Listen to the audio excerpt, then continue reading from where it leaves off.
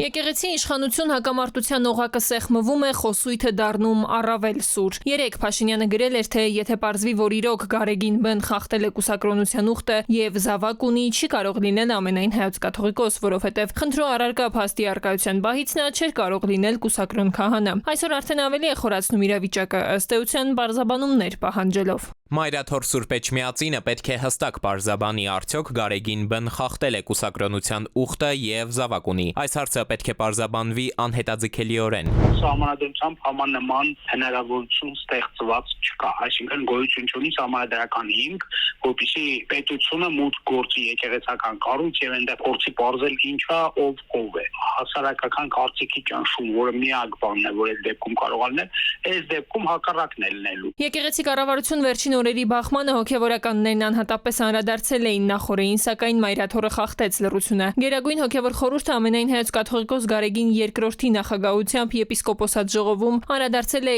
իրենց ձևակերպմամբ վարչապետի կողմից վերջին օրերին հրահրված հակաեկեղեցական ամոթալի արշավին։ Խորհուրդը ձևակերպել է, թե Հայաստանի վարչապետը պետական այրին անհարիր բառապաշարով, վիրավորանքներով եւ մեղադրանքներով հերթական արշավն է սկսել ընդդեմ հայաստանյաց առաքելական Սուրբ եկեղեցու, օրենքից վերդասելով իր անձը։ Եկեղեցամարտ այս կեցվածքը ակնհայտորեն թելադրված է քաղաքական նպատակներով եւ փորձ է նսեմացնելու ազգային կյանքում եւ միջազգային շրջանակներում հարգանք վայելող հայոց եկեղեցու եւ եկեղեցականաց հեղինակությունը, լռեցնելու եկեղեցու ձայնը եւ նվազեցնելու նրա հանրային ազդեցությունը։ Կառավարության ղեկավարի հակաեկեղեցական պահվածքը, ազգային արժեքների եւ եկեղեցու դեմ նախաձեռնած գործընթացները հղի են կործանարար հետևանքներով եւ սպառնալիք հայոց պետականությանը, մեր ժողովրդի միաբանությանը, թե հայրենիքում եւ թե Սփյուռքում։ Մեր երկրի առջև ծառացած անվտանգային խնդիրները օրորի են մեծանում, անցնելով վերահսկելի սահմանը։ Աստվածաբանն է հիշեցնում ու հարց բարձրացնում, ինչպես կարելի է ներսում խզում առաջացնել ու